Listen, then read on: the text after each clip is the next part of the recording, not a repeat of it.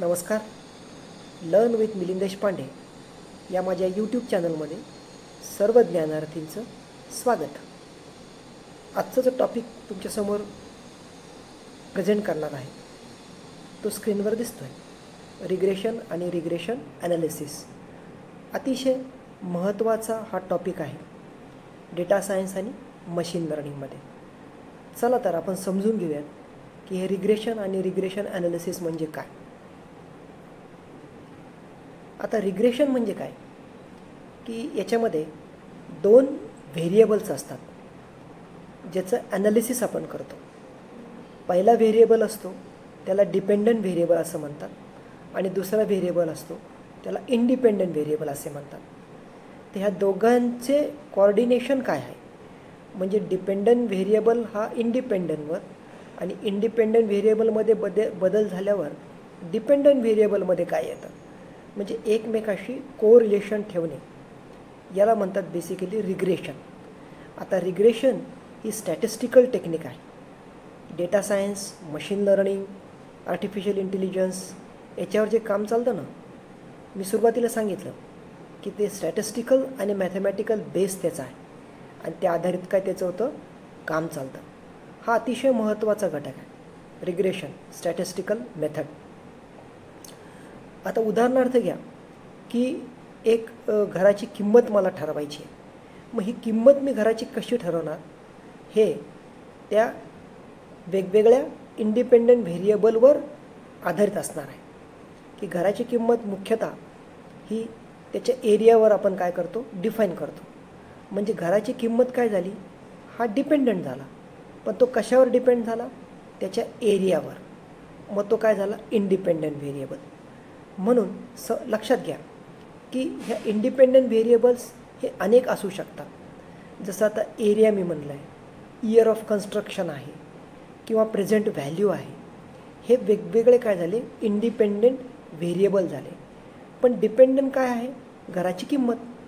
मग एक्स याला आपण म्हणू शकतो डिपेंडंट व्हेरिएबल आणि वाय याला आपण म्हणू शकतो इंडिपेंडंट व्हेरिएबल.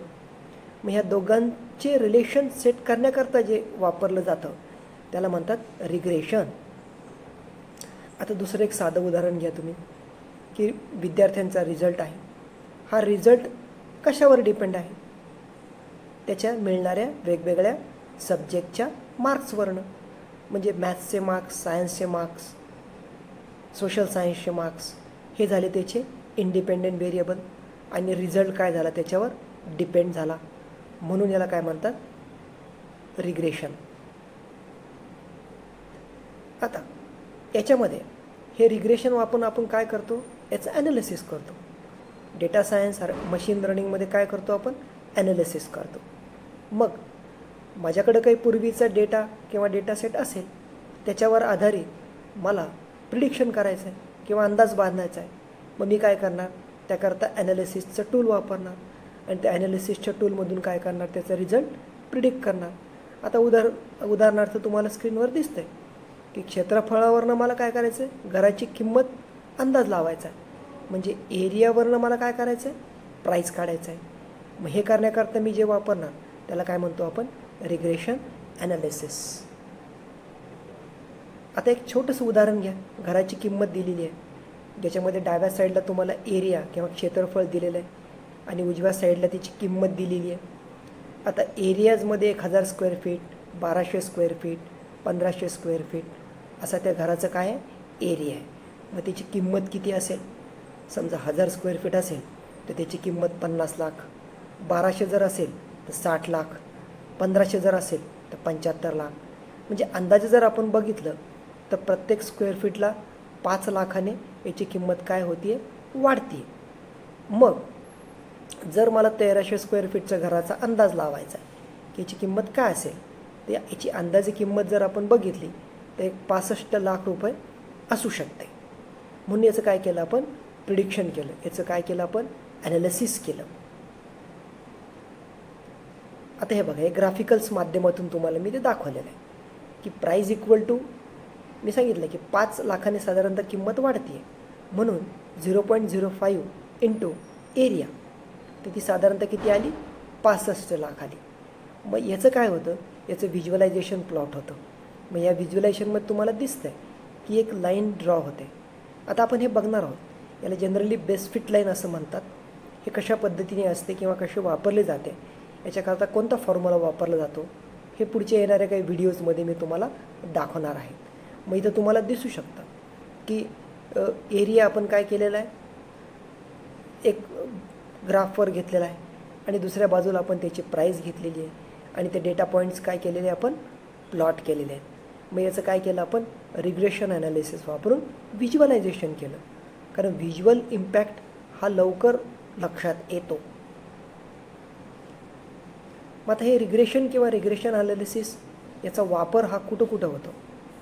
आत्ताच मी एक उदाहरण दिलं, घराच्या किमतीचा अंदाज काढण्यासाठी, कंपनीचे भविष्यातील सेल्सचे रिपोर्ट्स बघण्याकरता, विद्यार्थ्यांचं परफॉर्मन्स बघण्याकरता, किंवा वेदर किंवा पावसाचा अंदाज बघण्यासाठी आणि हेल्थकेअरमध्ये रिस्क फॅक्टर बघण्याकरता.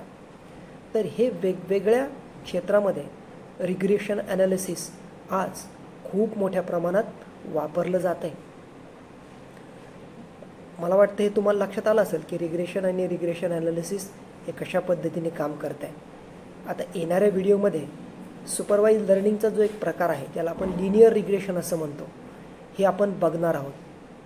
पण एक लक्षात घ्या, ह्या संकल्पना डेटा सायन्सच्या, मशीन लर्निंगच्या समजण्याकरता माझे जे कोणते व्हिडिओज मी दिलेले आहेत ते स्टेप बाय स्टेप बघा, व्यवस्थित ऐका आणि ते समजून घ्या. तर अपेक्षा करतो तुम्ही ऐकत राहाल आणि वाचत राहाल आणि समजून घ्याल. तर हा व्हिडिओ तुम्हाला नक्कीच आवडला असेल तर लाईक करा. येणारे व्हिडिओज बघण्याकरता माझ्या चॅनलला सबस्क्राईब करा आणि येणाऱ्या डेटा सायन्सच्या आणि मशीन लर्निंगच्या संकल्पना समजून घेण्याकरता stay tune, learn with Milind Deshpande. Thank you very much.